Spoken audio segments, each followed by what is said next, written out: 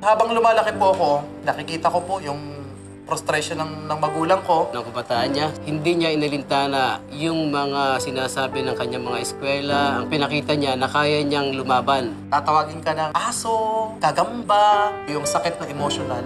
Yun po ang mahirap i-overcome. Elementary level ako siya, high school. So wala po talaga akong ka-idea na magiging close kami balang araw. Nagkita kami after 5 years. Sabi ko parang eto na. Yung mga magulang ko po, ayaw na ayaw po nila kala Romel. Tinawagan ko po sila na magpapakasal na kami. Sabi nila, paano ka ang bubuhayin ni Romel? So hindi po sila dumating sa kasal namin. Gano'n na yung itsura niya. Willing pa rin siyang tumulong sa ibang tao. Ma-inspired ka eh. Siya po ang masasabi ko na talagang isang modelo para sa mga kagaya naming may kapansanan. Romel is the happiest person with disability I've ever met. Happiest Pinoy siya. Si Romel po ay happiest Pinoy at ako po ay happiest wife. Ang sekreto ko sa happiness is that accepting myself the way I am. Yun po yung natutunan ko sa buhay ko.